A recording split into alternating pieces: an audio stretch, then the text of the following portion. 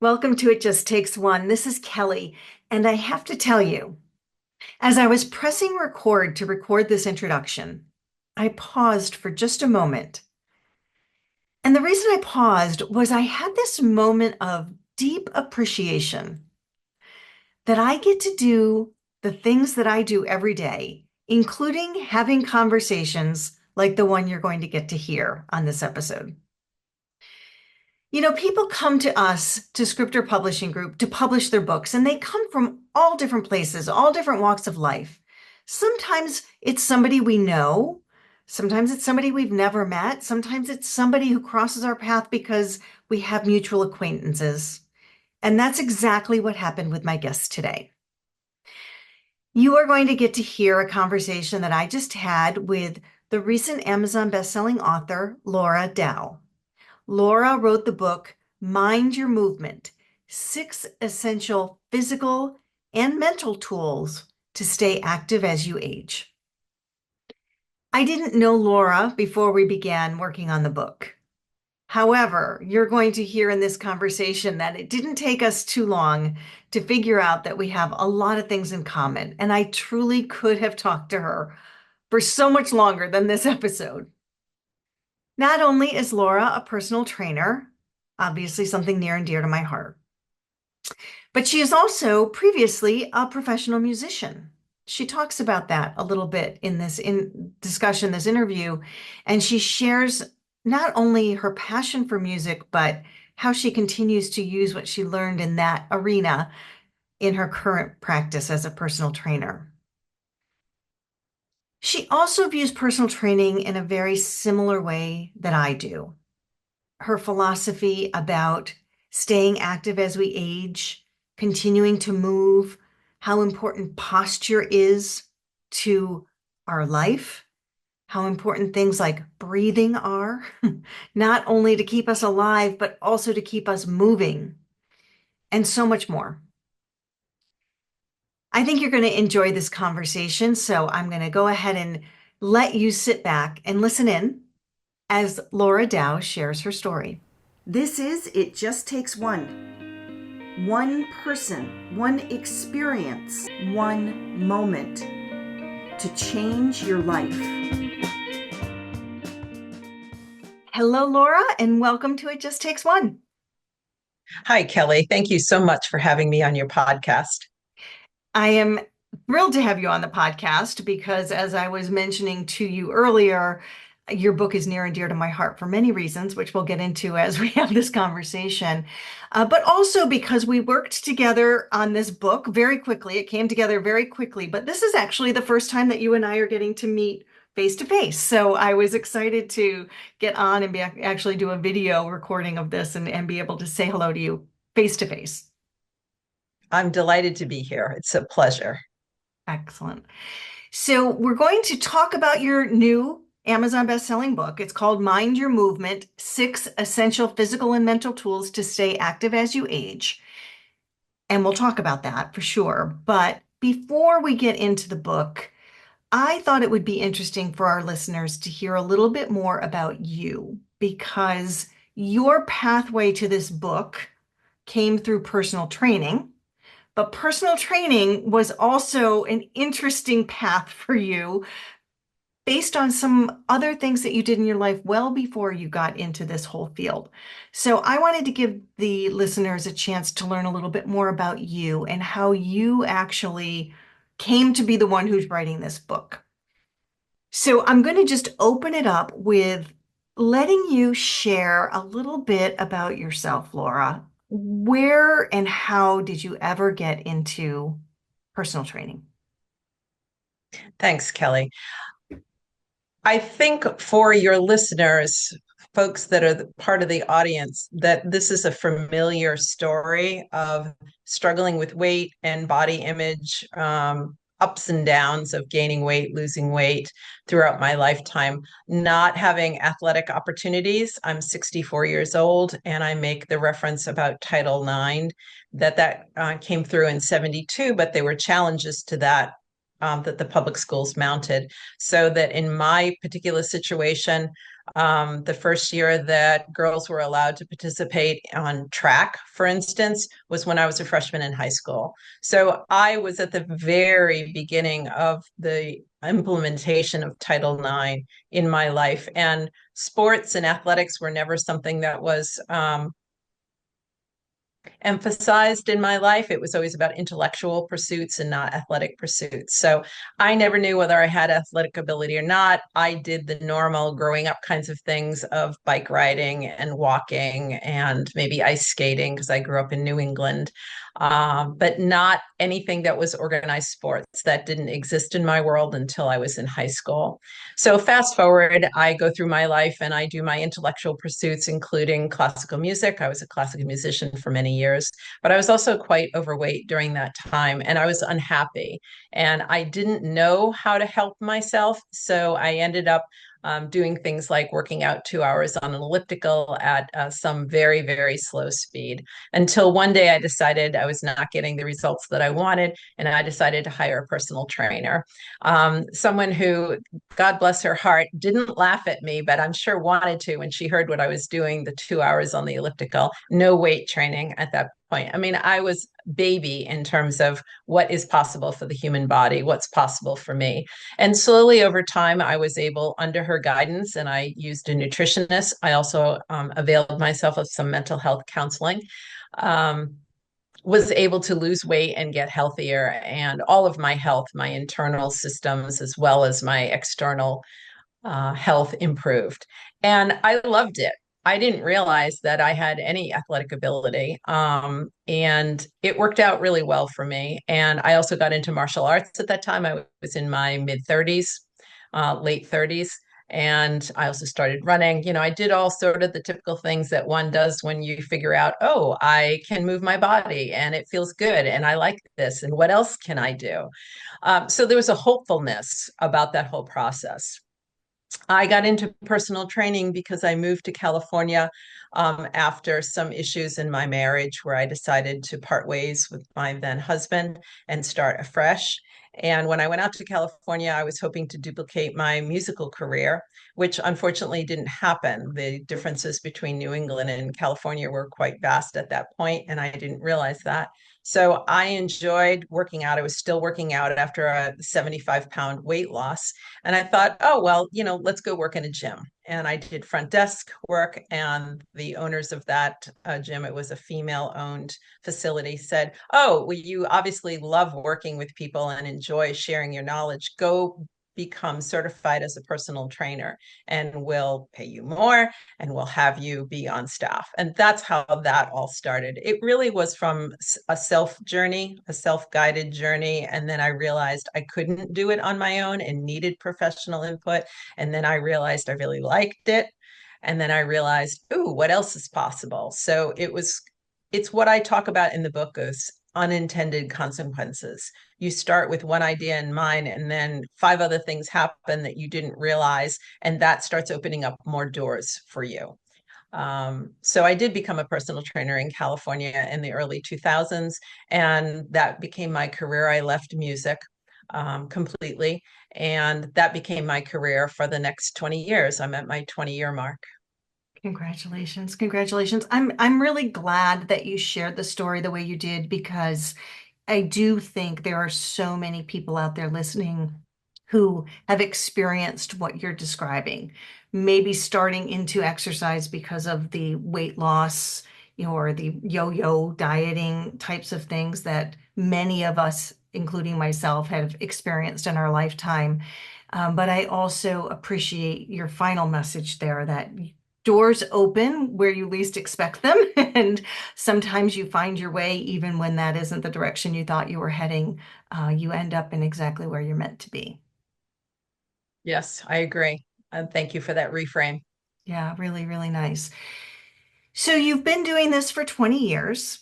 And at this point, who are your clients? Who do you work with for the most part?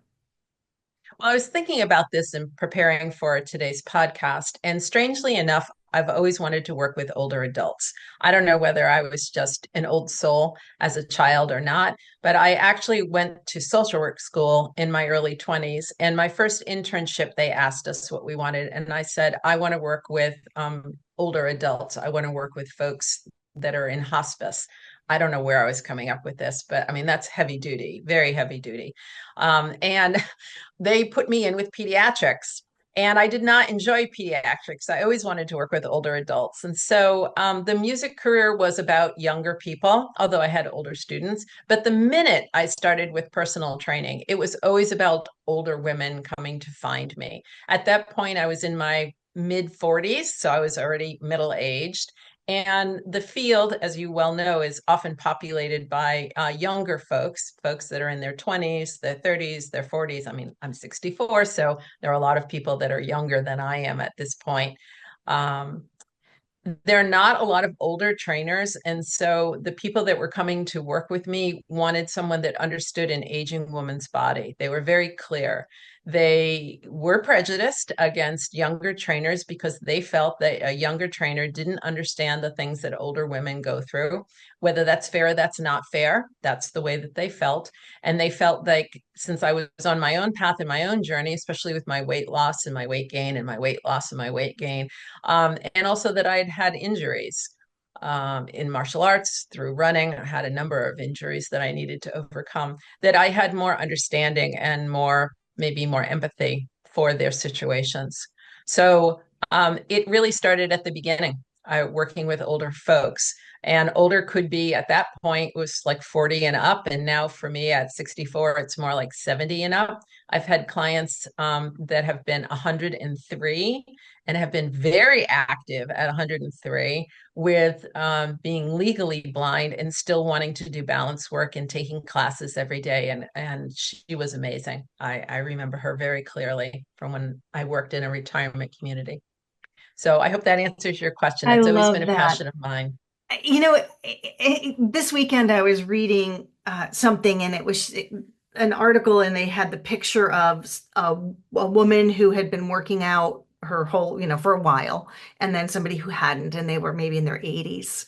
And the difference between the person who had been working out, who had been doing some lightweight training and had worked, was continuing to work, versus the one who hadn't, who was basically wheelchair bound, was sort of this visual depiction.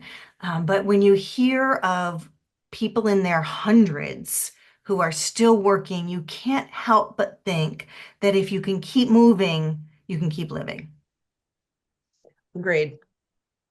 Yeah, yeah. And also not too long ago, I was reading something about the woman who won the world championships for track or something, and she was 100 and some years old too. And I think that is incredibly inspiring. I agree with that. I think we haven't scratched the surface of what's possible for us. And as I'm delving more and more, and as I age, of course, I'm getting a lot more interested in ageism and how that shows up in our society and how we put labels on things. I mean, that's part of what prejudice is labeling. Rather than looking at the individual as a unique individual and what's possible for them, we say, oh, they're 80, they should be sedentary, they should have aches and pains, they shouldn't be able to do XYZ. And I always look at it as what is possible for them? What are their goals? What do they want to, how do they want to be living their lives? And then how can I help them? So a lot of my training comes from a coaching model because I have coaching in my background. I have the social work in my background, which gave me a great foundation for helping people just be okay with where they're at, emotionally. A lot of stuff comes up in personal training. It's very personal. It can be very personal. And I'm not a counselor, I'm not a psychotherapist, but just to be able to meet people where they're at and provide some kind of safe environment for them to say whatever they need to say at the same time that they're moving. I think that we need to understand that someone is not defined by their age, it's a chronological number. And there's a vast continuum of ability from people who are 70 years old to people who are 103, and it can be flipped. I have clients that I train now in retirement communities, and they are remarking left and right about how there are 70-year-olds that are worse off from them, they're in their 80s, and that there are 90-year-olds that are better off than them. And they're just constantly amazed at the different level of functioning. And it helps them understand the things that I do with them, why it's so important to work on balance or why it's so important to keep moving, as you said. So I don't ever really want to limit people. We need to be realistic. We need to, figure out if medications are affecting their situation. What do their doctors, there needs to be a collaboration among the medical professionals as well as what I can provide, as well as what the client wants. And then let's see what's possible from that scenario. Mhm. It's a really good point. What I hear in that is keeping the personal and personal training, meeting each individual where they're at and not lumping them into any categories of whatever that might be, but really being intentional with each person as they're coming through. So that begs the question, and you actually addressed this in your book, about writing this book, because obviously when you're writing a book, it's going to a broad audience where ultimately maybe the impact that you make is on the personal level, but this is not going to be the personal level in the same way. It's a book. So what made you decide to write the book now? Hmm. Back when I was a classical musician in my 30s, I had a book in mind that talked about the relationship between teacher and student. I was always very interested in the psychological relationships that go into what makes someone successful. I was not the most talented flutist, but I definitely was the most persistent and the most dedicated. I wouldn't say most dedicated, but I was very disciplined in the practicing and understood that I needed to be open to teaching to become better. I think the work habits that I instituted for myself helped me enormously, and therefore I had more longevity in my field than maybe some other flutists who were intrinsically more talented than me, but didn't have the work habits, wasn't open to learning and receiving new informations. So I think that the psychological part is super important. And as far as an audience for the reader is concerned, like how I got to the book, I wanted to reach a broader audience. Personal training is one person generally at a time, or maybe even small group. And my clients get it. I mean, they've worked with me for years now. Many of them are 10 years or more. And they see how important it is to keep going with the movement throughout their lifetime. But I wanted to reach a broader audience. And the way that I offer information, hopefully, is at a basic, easily understood, very accessible, and very practical. As I said, I'm from New England. We pride ourselves on common sense and being able to, get through some maybe extreme kind of weather in the wintertime, and just be able to deal with things as life throws things at us. So my hope for this book was that folks that didn't know what was possible for them as they age could get some very easily implementable advice, that they could feel empowered, that they could feel like this is something, yes, I can do, and I'm not going to hurt myself doing it. That's a big fear among many clients, is that they're going to do something wrong. And I wanted them to be friends with their body, not be at odds with their body. Um, so the other part of the readership for this book is folks that are new to exercising, or who possibly are afraid of exercising, or maybe want to restart exercising, because the book starts at, where are you at? Where are you at and where do you want to go? So that talks a lot about the psychology of how do you work with yourself. And a big thing for me is self-awareness. If you have awareness of yourself, of how you work, what you like, what you don't like, what works best for you, you will be much more successful than someone who doesn't have any self-awareness and who is just beginning maybe on their self-awareness path. Um, so I know I'm bringing in a lot of different strands from the book, but I hope that this is making sense. Yes, and it will make a lot of sense as soon as the listeners go out and buy the book and they'll see how all these strands tie together. So if you're listening, I'll put the information about the book at the end in the show notes so you'll be able to purchase it. And I'm thinking there are people out there listening, nodding their head, going, that's me. I know I need to do more. I need to get moving more. I do want to keep moving, but I don't know how. I'm scared. I don't know how to begin. And your book talks directly to that. You mentioned the way that you present in a very simple way for them to learn it.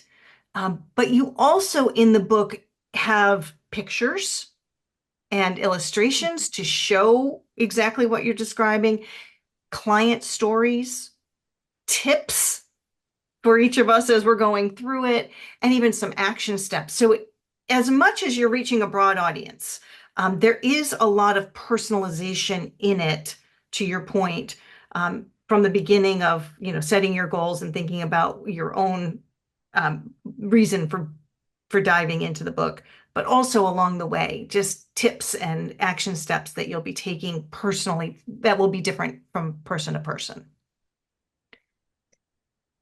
Yes, thank you for that reframe. Absolutely. I smiled at the client stories because my clients are near and dear to my heart, and every single one of those stories is based on an actual client, whether that's a couple client scenarios put together or whether that's a single client.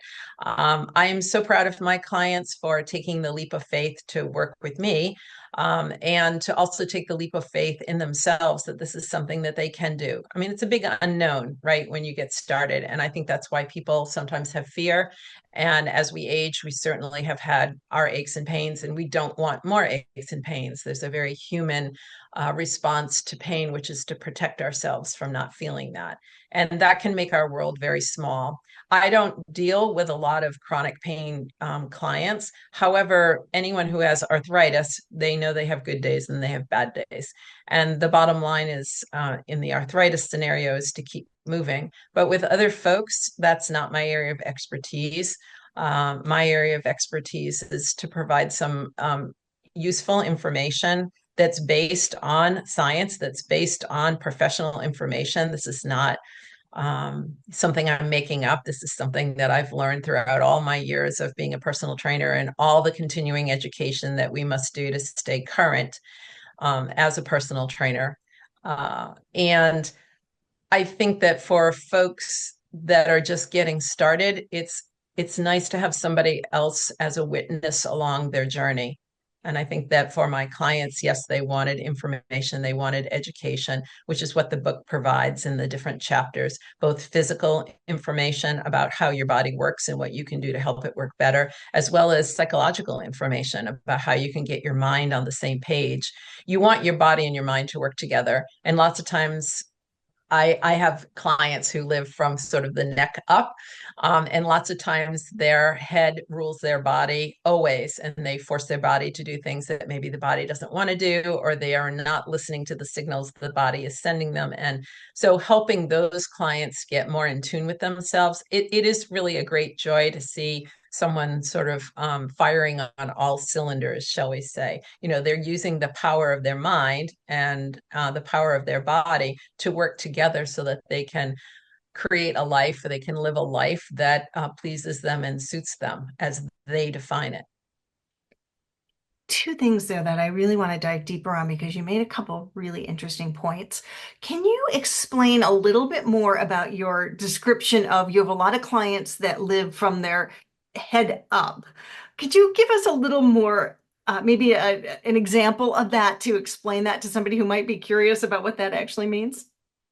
Okay, at the risk of offending a professional organization, I'm going to call out my lawyer clients. I live in Washington, D.C., so, no surprise that I have a lot of clients that are lawyers. I had clients that were lawyers in San Francisco as well. And by and large, they tend to live in their heads because that's what's prized in their profession. The logic. Sometimes financial people are like this too. They deal with numbers all day long, or they deal with business all day long, and they're just in their heads all day. And so the body is just something that goes along for the ride unless they have a physical outlet. I mean, sometimes folks like this are runners, sometimes they ski, sometimes they do develop physical pursuits. But for whatever reason, the folks that I've gotten out of these fields have not had these physical pursuits. And so their bodies, when I first start working with them, what we call somatic awareness, or what's your lived in experience in your body. Like, are you aware of how your knee feels? Are you aware of how your foot feels? Are you aware of when I ask you to move your upper body, can you do that as I'm asking you to? Because some people don't have awareness, they don't have a good body map in their brain. And so that's what I mean about it's a disconnect. It's their professional lives, or their lives are so focused on these intellectual almost requirements, right, for their professions, that they don't have brain cells, they don't have leftover energy to figure out what's going on in their body. So it tends to be ignored, I think. It's not that they don't want to, it's just like it's not on their radar. Mm, So that's what I mean. I hope that helped yeah. explain it a little bit more. Yes, I think it makes a lot of sense. And I'm sure again, people are out there nodding, going, yep, that's me. The sense that I'm always analyzing, I'm always thinking, and not always aware of what's happening in my body beyond that. I think is an important point. The other thing you said that I thought was really interesting, and I'd love to go a little deeper on it, is you said it is sometimes important to have somebody be a witness to your journey. Can you tell me a little bit more about that experience for you? Yeah.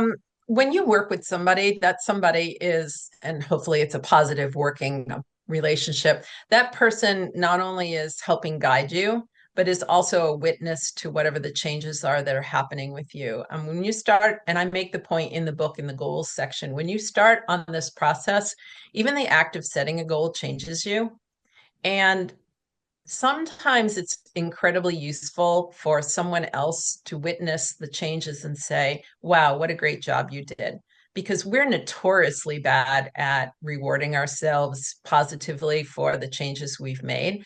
I mean, yeah, we might reward ourselves with buying a new outfit, or maybe getting a book, or taking a trip, or whatever. But in terms of saying, wow, you just did something really amazing, let's take a breath, let's stop, let's celebrate this moment and how you've changed and where you've come from. I work with a business coach, and I've worked with her for years. She's referenced in my book because she's been a very important part of my life and my success professionally. And she will from time to time say, okay, let's just stop. Do you understand what you've done in usually in a very short amount of time? Do you understand how you took this idea and you immediately implemented it in a way that brings you pleasure, and that you did this? Yes, you might have gotten help from other people, but you're the motivating factor here. And because I don't, we're doing. You made that point about thinking. Well, many of us, particularly women, have the big long to-do list, and we start checking things off. I have a client currently who has her to-do list, and it's overflowing. And she's a lawyer. Overflowing, and it's check. And I'll disguise her name. I'll say, um, Trisha. Trisha, do you understand that you need to be able to not reward yourself, but be able to acknowledge what you've just done, and that you really are a pretty incredible lady for being able to get this done? And do you need to have a rest? Does your body need to go for a walk? Does your body need to move in some fashion? Or do you just need to rest because you've been doing? So again, that's a level of awareness. Um, so I hope that helps Yeah, as well. I think it's most of us go through the world as you described, checking off our list and, plowing through, always to the next, to the next, to the next. And taking the time to validate what we've done is rare. And having anybody, as you describe, witness what we've done is often even more rare because everybody's in the with the blinders on, doing their own thing, and they're not always, even if they are aware of somebody else, they're not giving them that feedback or being that mirror almost that you're describing of seeing it, allowing you to know that they've seen where you are and seen what you've done. And I think it's a really important point to make, because when you do have somebody who can be that witness, who can help you slow down, validate what you've done, encourage you to take that breath, which we'll talk about in a minute, encourage you to keep going and keep working, but being seen as you do it. I think that is an incredibly powerful motivator, and also just a beautiful exchange of humanity. Oh, that's a lovely way of putting it. I've always approached training, personal training, as a collaborator. Like, I'm on this journey with you. So when I entered the field in 2005. That's when I began my professional fitness journey. And in 2005, there was still a good segment of the fitness field. And I always worked in commercial big box gyms, more or less, for the entire 20 years. I would say 16 out of the 20 years I was in commercial big box gyms. And at that point, at the beginning of my career, I saw that a lot of the trainers were former athletes, or they were people who really prized physical activity, whether they were runners or whether they were college athletes or whatever that they may be. And they program design was something that was really important in the field at that time too, like having the best program design and making sure that it was all very scientifically based. And I entered the field with a lot of psychological tools from my, as you can hear, from my medical social work background, but I also taught kids in my classical music life. I taught kids for almost 20 years. And if you explain something to a child and they don't get it, the burden is on you to figure out a way of explaining it that they can get. So it's not that the child is wrong, it's that you have to adapt to that child's brain, which means that every person that comes in, and I mean this in a very kind way, is a puzzle. How does their brain operate? What works best for them? Do they need someone to be, really straightforward, or do they need things couched in different terms? So you have to constantly adapt. So when I went into personal training, I brought all those tools from the medical social work, the coaching, the teaching kids into training. And it was always really important for me to have the client feel like I'm on their side. Like, if I see something professionally that I think we need to address, like there's a disconnect between their behavior and their goals, it's up to me to say something, but I need to say it in a way that they can hear it. It's not up to me, to do this honesty thing where I'm going to be up in your face unless that works for you. And that means that that personal is incredibly personal from client to client to client. I'm still me. And this is, again, why I need to have so many different tools in my toolbox, because I work with lots of different kinds of folks. And what works for one client may not work for another. So, to get back to the witnessing part of it, it's really important for me that they feel like they have a guide. So, I often talk about this as a journey, and that I'm a map, and that I maybe am a few steps ahead of them on the journey for my own fitness journey, professionally and personally. But their journey is their own journey. It's unique, it's individual. And I cannot possibly tell them how their journey should go. That's for them to decide, but they can decide in discussion with me or with other folks in their lives.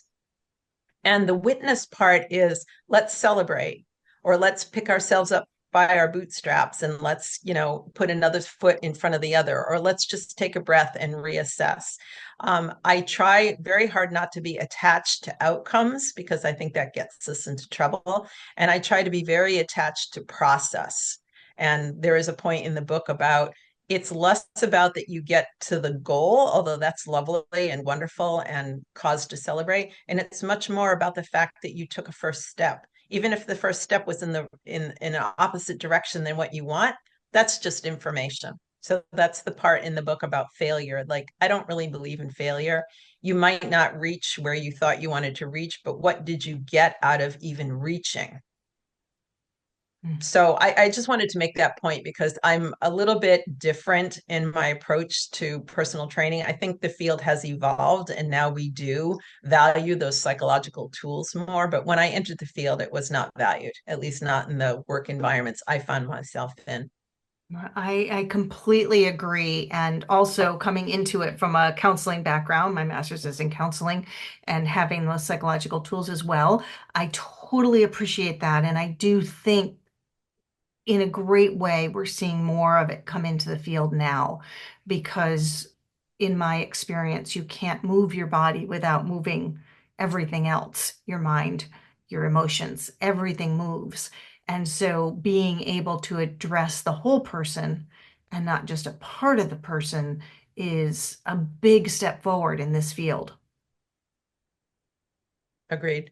Yeah, yeah. I love hearing you talk about that too, and that that whole aspect of meeting people where they're at, and then being able to, because you have the skill, because you have the background, to be able to adjust and adapt to their needs and reach them the way they need to be reached is incredibly powerful. That is a rarity. Thank you. Yeah, beautiful. So we've mentioned this phrase several times, and so I want to bring it up because we've said a few times, maybe stop and take a breath, or sometimes you just need to take a breath. And I think we use that phrase, in conversation, oh, just take a breath. However, you made an intentional decision to start your book, chapter one, with breath. So I think it's important to spend a little time talking about breath more deeply because you chose it to be chapter one for a reason. And I'd love for you to share with the listeners why you chose that and why breath Mhm. is important enough to be the first chapter. Yeah, thank you for that invitation. There are actually a couple of reasons why I chose it. Something that we haven't discussed is that I also am a RYT 500, which is a designation for a yoga instructor. And I've taught yoga for several decades now, almost as much as I've been a personal trainer, not quite. And of course, breathing is like a cornerstone to the yogic way of life. Breathing is also a cornerstone to just being alive. So breathing was incredibly important as a flutist when I was a classical musician. If you didn't breathe well, you couldn't play your instrument well. So there are a number of threads that run through my life in terms of why I chose breath. Now, the reason I chose it for the book is the primary reason is because I wanted folks who read the book to understand that their bodies are already moving. They're moving internally. And breath is probably, I don't know if it's the most important, because if you don't have brain waves, you're not, you don't have cognitive ability. I mean, every movement in the body is critical in some way, shape, or form. But I thought that breath was the most accessible, that people would understand if I phrased it like breath is ebb and flow, breath is waves. If you look at the water, and this is duplicated throughout the body. I wanted to demystify this idea that they couldn't possibly move. Well, they are already moving. And I wanted them to feel like they could get more in touch with that. And breathing is something that most people, they understand throughout their lives. They've been told, kind of like posture, sit up straight, but they've been told, okay, take a breath or take a deeper breath or don't breathe, don't, when people cry, you can see that they can't breathe as normally as when they're in that stage of grief or they're in that stage of trauma. The breath is affected, and getting them to be able to work through the trauma of whatever's happening that's causing them such sadness or such pain, and just getting them to breathe a little bit easier is can be a great gift in that particular moment in time. So breath is just super important, and I've had it in my life in various ways, and I wanted to start the book with something that people could access very quickly. Mm, mm. I'm so glad you brought up the breathing when you were a flautist because I hadn't actually put that together as we were talking. I realized, yes, of course, when you're playing an instrument, when you're singing, there's a lot of breath work that goes on. So, of course, that was a thread that ran through your life. So, an interesting connection there. But it was noticeable to me that you chose breath and the fact that it is accessible and the realization that we are moving because we're breathing, we're moving. There are muscles moving that make us breathe. Our body is moving, ebbing and flowing with our breath, is an important realization. So if you're a listener out there and haven't made that connection, I hope what you just heard maybe makes you start thinking about breathing a little bit differently. The other thing you just mentioned, which is near and dear to my heart, is posture. You know, breathing obviously connected to so many things, including posture. And that was something that I was really fascinated with when I was practicing as a trainer. So you also have a chapter talking about posture, and maybe we could spend just a couple of minutes talking about why, what the your view of posture and why that is an entire chapter in your book. Okay. Well, getting back to the music one more time, and it's just fascinating to me to see how this book that I wanted to write about teacher-student relationship in music has morphed into this book about mind your movement. I kept my original notes from 35 years ago. I carted them around from coast to coast, city to city. It's crazy, but I did, and I found them. And I went through them and I said, this is still applicable. And so the thing that I want to share about posture is that when I was a classical musician, one of the things I worked primarily with adolescent and pre-adolescent females, which I adored. I adored that age group much as I adore my older clients. And what I found is that that's a tough age because they're developing as women, but they're also developing as human beings. And there's a sense of wanting to hide. There's a sense of wanting to protect.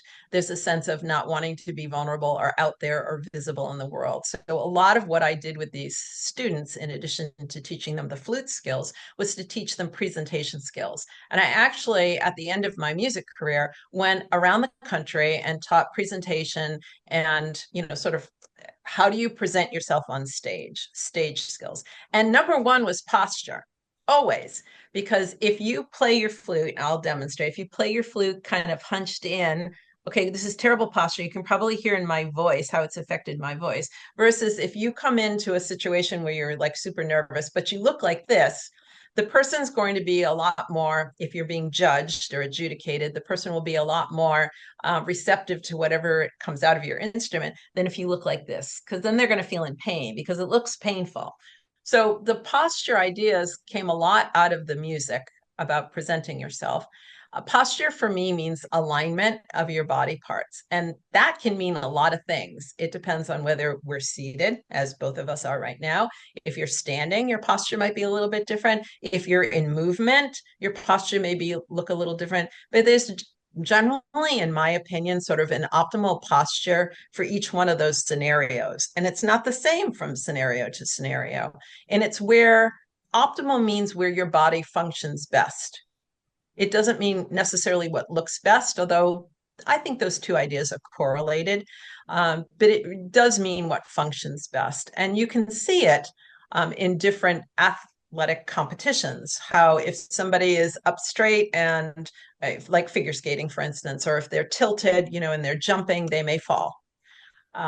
So posture means alignment of body parts and not necessarily in the straight line, because there was a very interesting image that I found that I did not use in the book, but it's in my workbook online on my website, where the rocks are on planks in different places. They're not straight up and down. There might be a rock on the right or a rock on the left or a rock in the middle, and then they're all over the place, but somehow or other that structure stays up.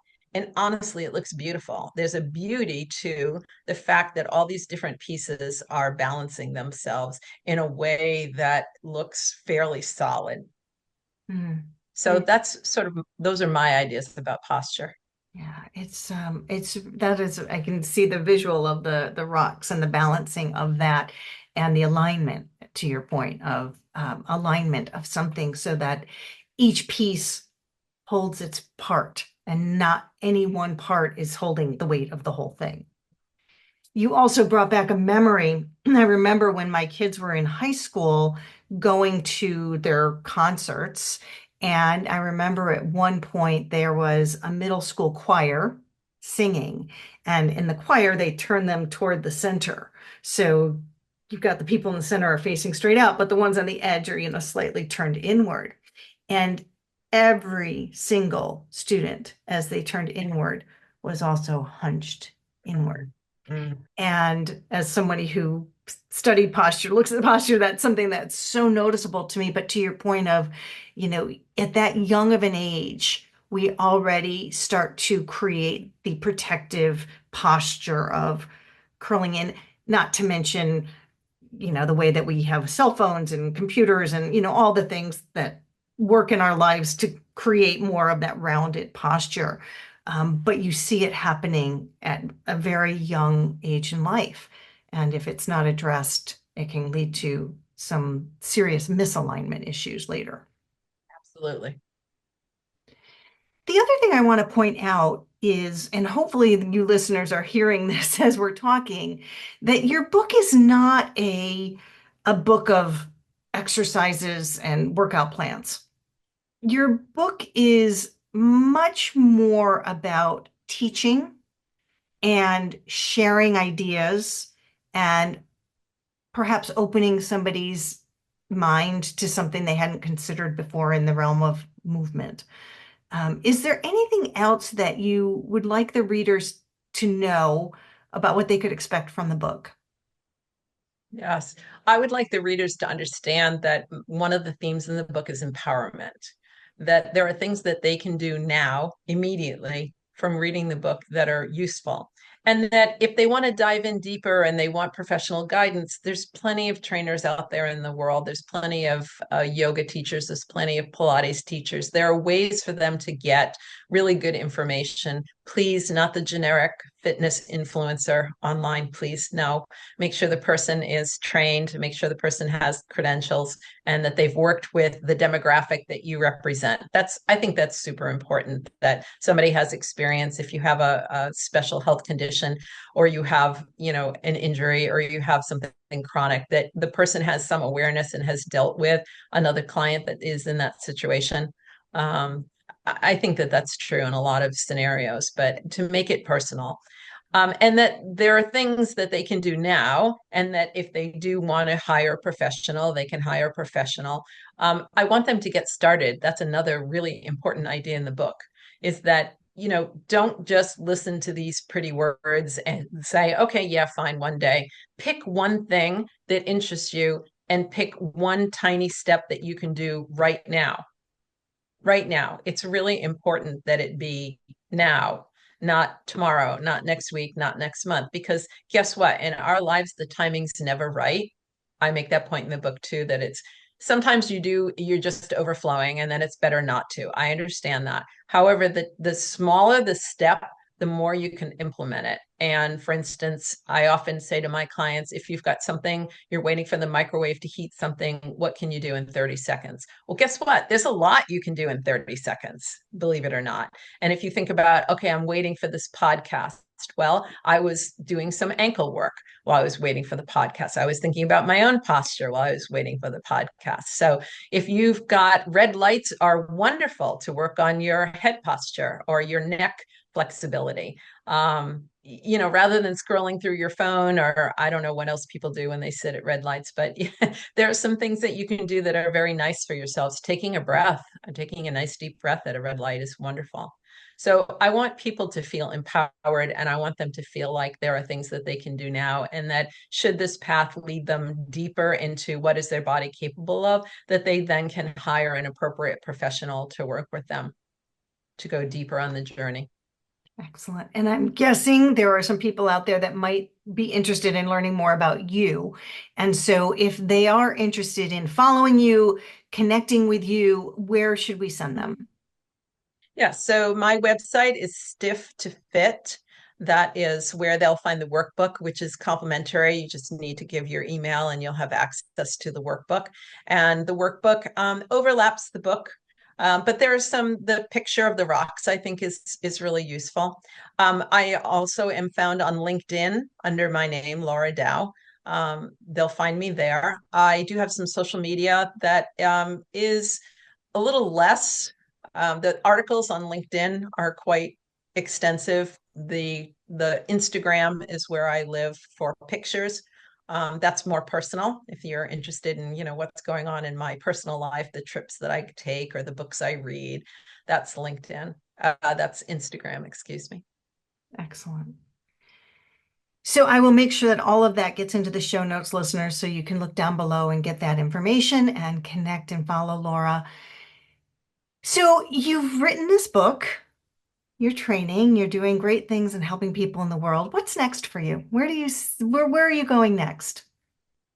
Well, I have an idea for a second and third book, which is kind of crazy since I just finished the first one, but I'll probably start on the second book in after the winter time. I am in process of developing an online course about posture.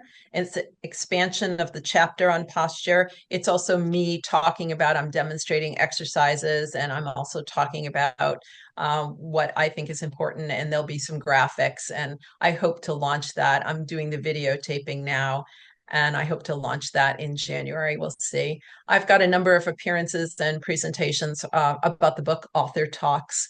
So that's upcoming. So it's just trying to get the message out and letting people know that it's really not as mysterious and not as scary. A lot of folks think, oh, I can't possibly improve my body because I don't have the knowledge, or there's too much knowledge, or it's too contradictory. I don't know where to start. I'm worried about injuring myself. We'll just start with simple. I always start with simple first. What can I do today? And then slowly, slowly, slowly, you'll see that the path opens a little bit and another door will open, or maybe a friend says, oh, come to this class with me, or a friend says, oh, I'm working with a physical therapist, or I'm taking a somatic awareness class at the local yoga studio. Come join me, and just be open to trying things. The more that you understand about your body and what's possible and what hurts when you do this or what feels good when you do that, the better off you'll be about taking care of yourself. Beautiful. I could talk all day about all of these topics. Fully enjoyed this conversation. But in the interest of letting the listeners get the book and follow you in other ways, I think we'll end the conversation here. And I'd like to end it the way that I do most of my podcasts, which is by sharing your thoughts on the phrase, it just takes one, because I think it's something that is profound and meaningful, as simple of a phrase as it is. And it's always just intriguing to hear what people say when I ask them, what does that phrase mean to you? I think based on the book and based on what I represent in life, I think it's take one action. Figure out what one thing you can do right now, because in doing that, there's change. And I think for a lot of us, change in my life, I think I've represented hope. Strangely enough, I grew up on Hope Street, which is just sort of ironically funny. But I think I represent hope to the people that I work with, that things can be different, that they can change. What I want through the book is to show people that they can change themselves, that they can give themselves hope for something to be different in their lives. So it just takes one, just take one step today. Excellent. Laura, congratulations on the book. Congratulations on all the things that are coming next. Please keep in touch with us and let us know how things are going, and we'll pass all that information along to our viewers and audience as well. It has been a pleasure working with you, and thank you so much for this conversation today. Well, thank you too, Kelly. I really enjoyed it. This is It Just Takes One. One person, one experience, one moment to change your life.